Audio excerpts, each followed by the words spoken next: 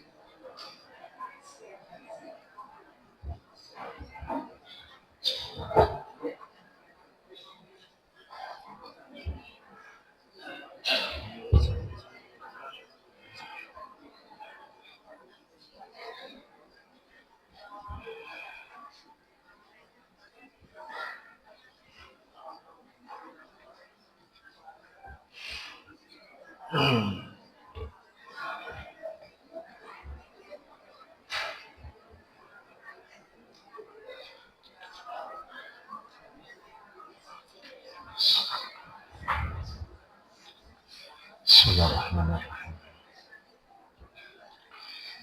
Assalamualaikum warahmatullahi wabarakatuh.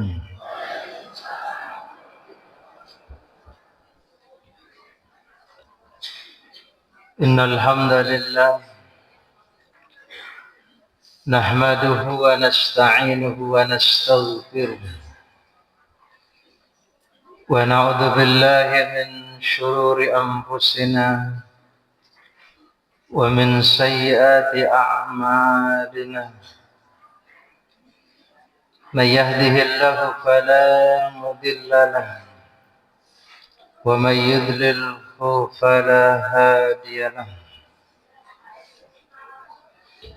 Asyhadu an la ilaha illallah wa asyhadu anna Muhammadan abduhu wa rasuluhu la nabiyya ba'dah.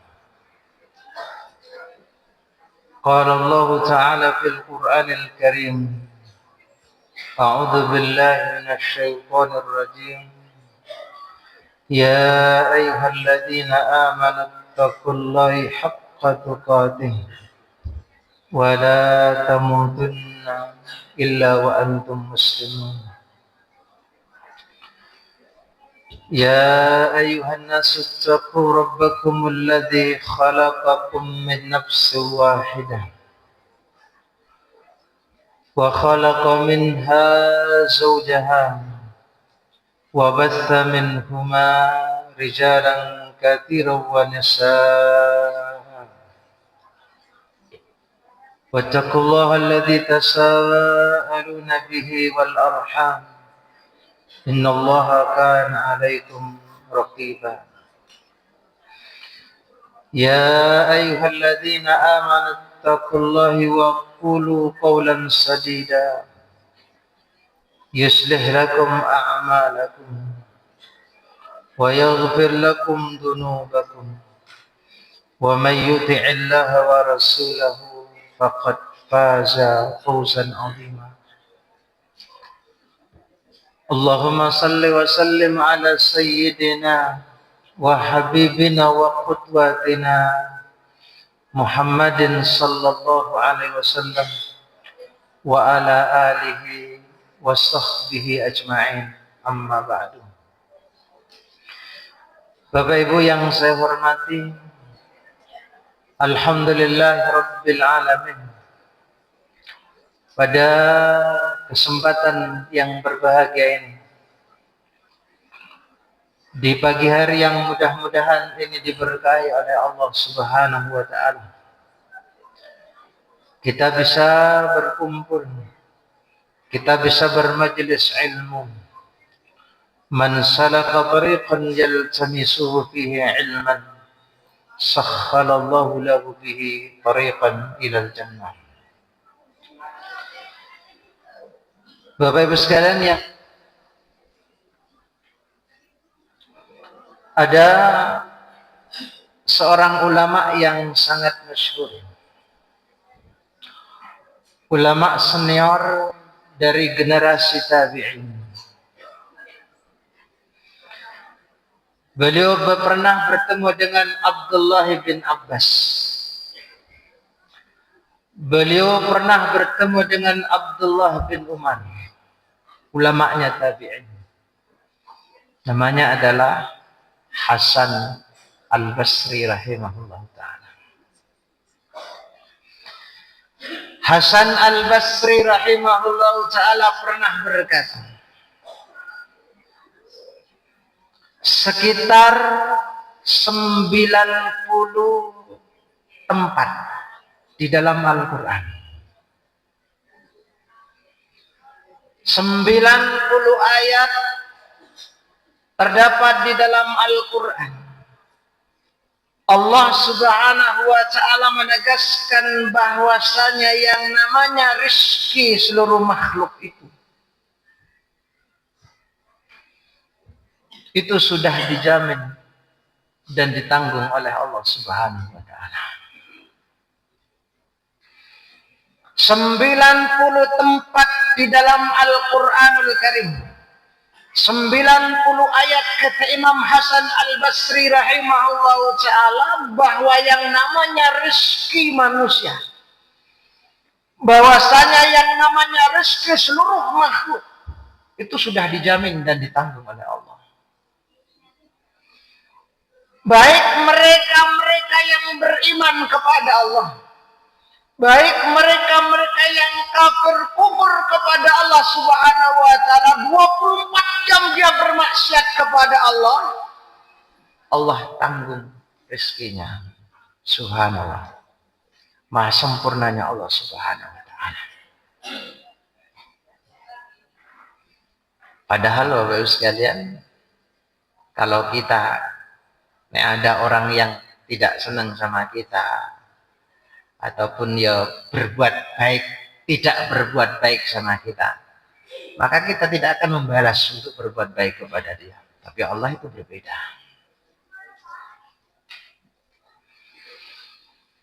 Kemudian kata Imam Hasan Al-Basri rahimahullah ta'ala, hanya pada satu tempat saja Allah Subhanahu wa ta'ala menyebutkan tentang ancaman setan, yang mana ancaman setan itu menyebutkan setan itu mengancam akan memberikan kefakiran dan kemiskinan kepada mereka-mereka yang berinfak, atau kepada mereka-mereka yang beramal soleh. Hanya satu saja. Dan ini diabadikan oleh Allah di dalam Al-Quranul Karim. Surat Al-Baqarah ayat yang ke-268. Asy-syaitanu ya'idukumul faqra wa ya'murukum bil fahsya. Setan itu, kata Allah, menjanjikan, nakut-nakuti kamu dengan kefakiran, dan menyuruh kamu wa ya'murukum bil fahsya, menyuruh kamu berbuat jahat, yakni kikir. Wallahu ya'idukum, padahal Allah Subhanahu wa ta'ala menjanjikan kepada kamu, kepada kalian, kata Allah, maghfiratan min, ampunan, wa fadla, dan karunia Allah Subhanahu wa ta'ala. Bapak sekalian yang saya hormati, kalau kita perhatikan, Pak, Allah Subhanahu wa ta'ala berjanji, Allah Subhanahu wa ta'ala menjamin kepada seluruh makhluknya. Jangankan mereka yang beriman kepada Allah, orang kafir saja itu ditanggung oleh Allah Subhanahu wa ta'ala. Seluruh makhluk yang ada, cuma satu saja, satu ancaman setan itu disebutkan oleh Allah di dalam Al-Quranul Karim. Tapi anehnya, kata Imam Hasan Al-Basri rahimahullah ta'ala, manusia itu lebih takut kepada ancaman setan dan melupakan 90 janji Allah yang terdapat di dalam Al-Quranul Karim. Subhanallah. Kita bisa tahu dari mana bahwa manusia itu lebih takut terhadap ancaman setan dibandingkan percaya terhadap janji Allah. Tentunya di sana ada pengecualian-pengecualian yang ada. Yang pertama, kata para ulama, bahwa ketika seseorang itu takut miskin, rasa khawatir yang berlebihan, biasanya itu pasti dia nanti tidak akan ataupun dia kurang selektif dalam mencari penghidupan. Orang-orang yang takut terhadap ancaman setan dan tidak percaya terhadap janji Allah Subhanahu wa taala, maka dia akan kurang maksimal dalam mencari rezeki Allah Subhanahu wa taala. Dia kurang selektif. Apa yang terjadi, Pak? Dia akan melakukan perbuatan yang diharamkan oleh Allah Subhanahu wa taala. Yang penting rezeki itu dapat. Persoalannya halal haram itu ya belakangan. Yang penting bagaimana caranya saya bisa mendapatkan harta ini. Bagaimana caranya agar saya bisa mendapatkan uang ini. Persoalannya ini, harta ini saya dapatkan dengan cara yang haram, itu tidak masalah bagi dia. Ini artinya orang yang seperti ini takut terhadap ancaman setan. Kenapa? Karena setan memang menakut-nakuti akan kemiskinan itu. Nek kamu tidak korupsi, kamu gak dapat uang. Karena korupsi itu kan empuk, bilang begitu. Di depan kamu itu sudah ada uang. Ada peluang untuk melaksanakan itu, ada peluang untuk mendapatkan itu, Bapak Ibu sekalian. Kemudian setan itu membumbui di situ. Bagaimana caranya untuk bisa mendapatkan harta itu dengan cara yang haram? Ada kesempatan, ada waktu. Maksiat bisa berjalan itu. Diambillah harta itu. Bahkan yang lebih tragis lagi, kadang-kala kalau kita sering dapat informasi dana umat itu diambil, atau ada di masjid-masjid itu non sewu, Pak, kotak infak juga dikorupsi. Ada nggak kayak begitu? Banyak kayak begitu. Bapak Ibu sekalian yang saya hormati, jadi orang-orang yang takut terhadap ancaman setan itu ya begitu. Dia kurang selektif dalam mencari penghidupan. Padahal Bapak Ibu sekalian, harta yang dia dapatkan itu kan untuk keluarganya. Apa yang dia hasilkan dari pekerjaannya itu, hasil yang dia dapatkan dari pekerjaan yang haram itu, dia pergunakan memberikan untuk menyantuni dan menafkahi anak dan istrinya. Padahal setiap makanan yang masuk melalui mulut seorang istri, anak ataupun keluarga itu akan menjadi daging. Dan ingat, daging tubuh kita ini yang tumbuh dari daging yang haram, itu Bapak Ibu sekalian ibadahnya tidak diterima oleh Allah Subhanahu wa taala. Maka perhatikan, apa yang kita berikan itu, apa yang kita infakkan itu adalah sesuatu yang baik, sesuatu yang baik.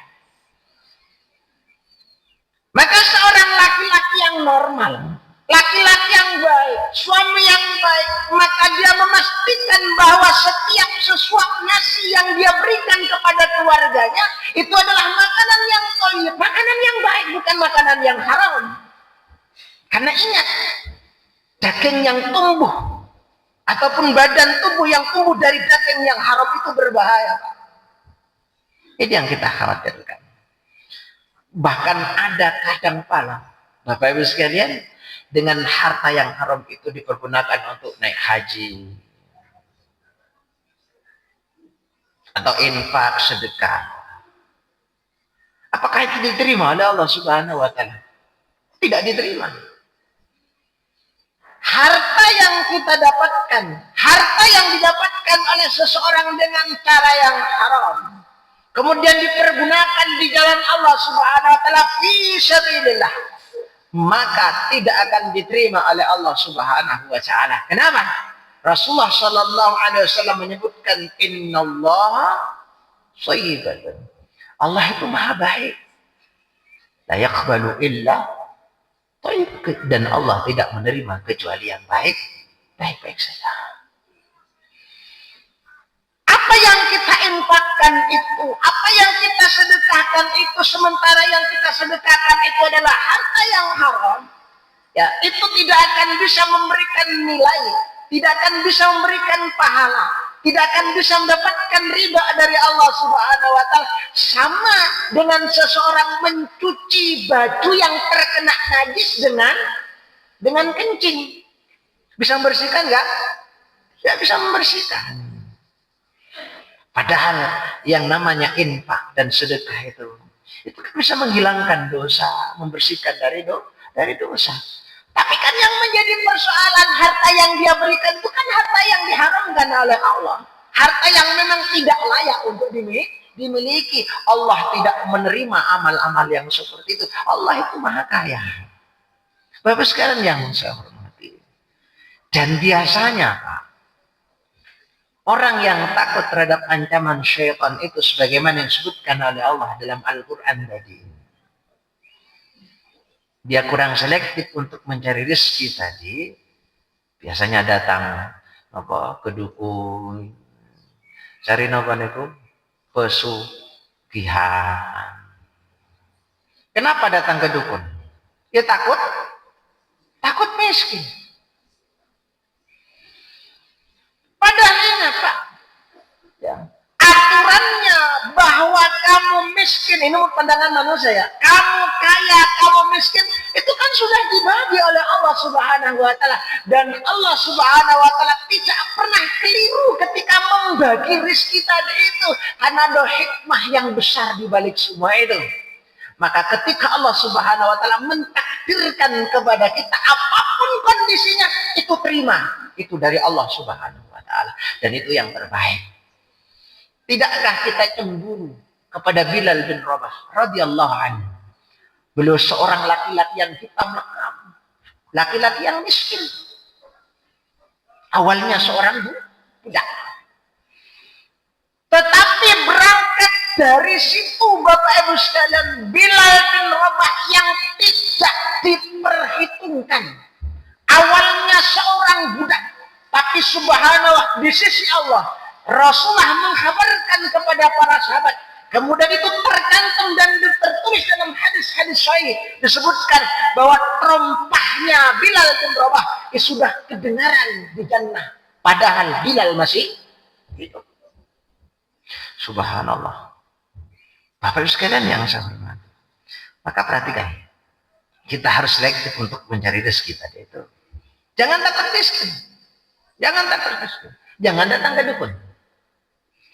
Karena hal yang seperti ini sudah biasa di tengah-tengah masyarakat kita, kecuali yang dikecualikan. Padahal kata Rasulullah, man aja arrofan, barang siapa yang datang kepada tukang ramal. Arrof itu bisa diterjemahkan juga orang pintar. Kenapa para dukun itu disebut sebagai orang pintar? Karena orang yang datang ke dukun itu biasanya orang yang bodoh-bodoh. Betul nggak? Iya. Man ata arrofan, barang siapa yang datang ke dukun, tukang paranormal itu, fasa'alahu, kemudian dia bertanya ansya'in, tentang sesuatu. Ini bukan dukun bayar tentunya. Dia bertanya bagaimana jodohnya, bagaimana rezekinya, bagaimana masa depannya. Apa kata Nabi? La tuqbal lahu salatu arba'ina lailatan. Salatnya selama 40 malam, 40 hari, 40 malam tidak diterima oleh Allah Subhanahu wa taala, dan dia masih tetap berkewajiban untuk melaksanakan salat. Bayangkan, Pak. Sholat selama 40 hari, 40 malam tidak diterima oleh Allah Subhanahu wa Ta'ala hanya gara-gara bertanya kepada para tukang paranormal tadi itu dan tidak percaya dengan apa yang disampaikan oleh dukun tadi itu, tapi dia bertanya saja, maka sholatnya 40 hari 40 malam tidak diterima oleh Allah Subhanahu wa Ta'ala. Kalau kita bahasakan sama dengan orang yang bekerja tapi tidak mendapatkan upah, kan eman-eman Pak, wes capek tapi tidak dapat gaji.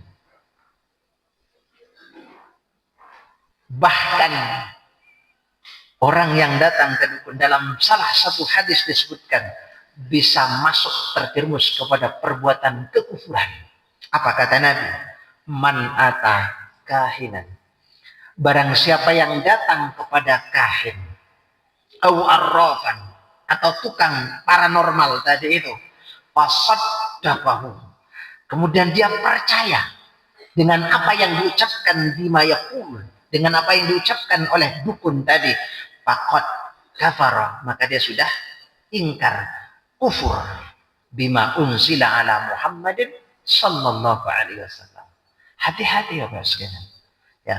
Padahal terus sekalian yang saya hormati, kita ini sering kali mendengarkan sebuah ungkapan ataupun sebuah slogan, mencari yang haram saja susah, apalagi yang halal.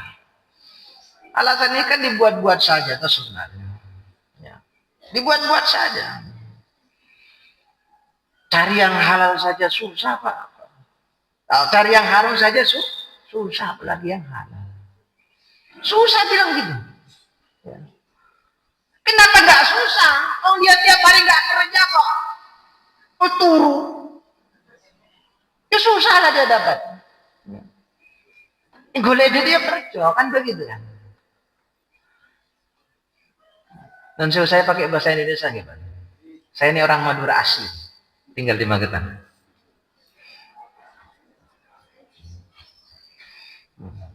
Lah, gimana dia mau dapatkan harta Pak? Gimana dia dapatkan uang nggak kerja kok? Allah Subhanahu wa Ta'ala akan berikan di situ kan berdasarkan sebab dan musyawarah tadi itu.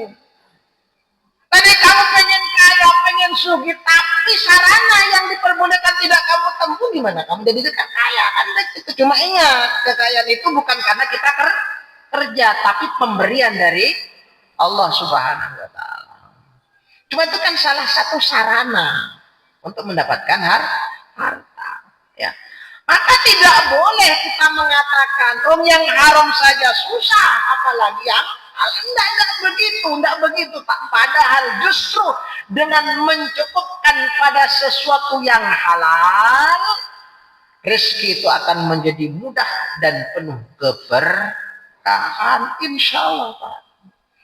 Rezeki yang berkah itu kalau kita Pak mencukupkan dengan rezeki yang sedikit ini, tetapi dengan cara yang halal, yang dibenarkan oleh Allah Subhanahu wa Ta'ala, maka itu akan mendatangkan keberkahan.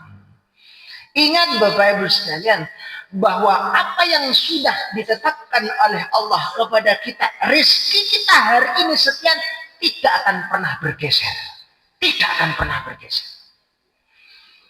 Allah Subhanahu wa Ta'ala akan tetap menyampaikan rezeki itu. Allah akan tetap memberikan rezeki itu kepada kita. Pasti itu datang kepada kita. Kenapa? Karena itu sudah ditakdirkan oleh Allah. Yang menjadi persoalan itu adalah bagaimana cara untuk menjemput rezeki itu. Itu yang akan ditanya oleh Allah. Yang akan ditanya oleh Allah itu bagaimana cara kamu mendapatkan rezeki tadi itu. Tapi yang jelas pasti rezeki itu akan sampai. Gimana kau carinya? Kan begitu Pak. Dan tidak akan pernah bergeser sedikit.